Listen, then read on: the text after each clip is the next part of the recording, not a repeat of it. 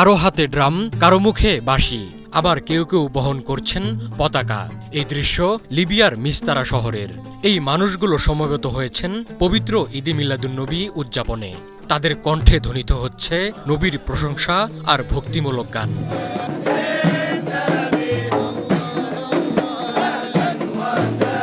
আজ 12ই রবিউল আওয়াল, বিশ্বনবী হজরত মুহাম্মদ সাল্লাল্লাহু আলাইহি ওয়াসাল্লামের জন্ম এবং মৃত্যুর পুণ্যময় দিন। 570 খ্রিস্টাব্দের আজকের এই দিনে তিনি সৌদি আরবের মক্কা নগরীতে জন্মগ্রহণ করেন। 63 বছর বয়সে একই দিনে তিনি মৃত্যুবরণ করেন।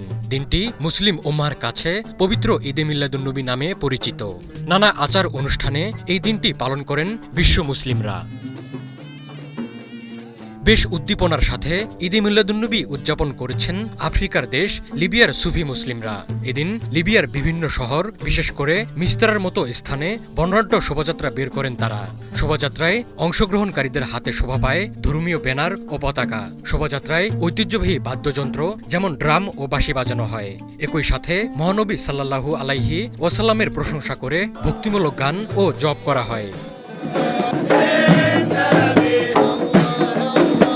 সুদানে ঐতিহ্যবাহী ও আনন্দমুখর পরিবেশে উদযাপিত হচ্ছে ঈদে মিলাদুন্নবী। রাজধানী খার্তুমের পাশের শহর ওমদুরমানে হাজার হাজার মানুষ রাস্তায় নেমে আসেন। যুদ্ধ বিধ্বস্ত অঞ্চলটিতে 3 বছর বিরতির পর এই উৎসব ফিরে আসায় সুদানীদের মধ্যে দেখা গেছে বাড়তি আনন্দ। তারা মহানবী সাল্লাল্লাহু আলাইহি ওয়াসাল্লামের প্রতি ভালোবাসা জানিয়ে স্লোগান, গান এবং ড্রাম ও অন্যান্য বাদ্যযন্ত্র বাজিয়ে উৎসবে মেতে ওঠেন।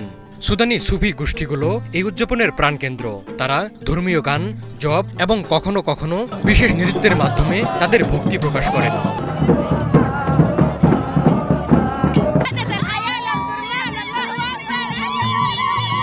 মিশরে ঈদে মিলাদুন্নবী উদযাপনে কিছু স্বতন্ত্র বৈশিষ্ট্য দেখা যায়। মিশরীয়দের সবচেয়ে আইকনিক প্রতীক হল চিনি দিয়ে তৈরি পুতুল ও ঘোড়া।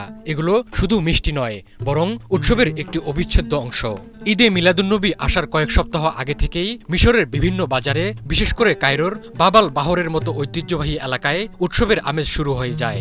দোকানগুলো চিনির পুতুল, ঘোড়া ও অন্যান্য মিষ্টি দিয়ে সাজানো হয়। চিনি, পানি এবং লেবুর মিশ্রণ দিয়ে এই পুতুলগুলো তৈরি করা হয়।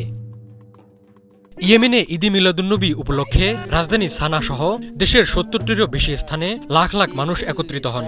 হুতি সমর্থকরা এই সমাবেশগুলোতে সক্রিয়ভাবে অংশগ্রহণ করেন। তারা মহানবী সাল্লাল্লাহু আলাইহি ওয়াসাল্লামের প্রতি ভালোবাসা প্রকাশ করে স্লোগান দেন এবং সবুজ পতাকা প্রদর্শন করেন। এটি তাদের কাছে শুধু একটি ধর্মীয় সমাবেশ নয়, বরং প্রতিরোধের প্রতীকও।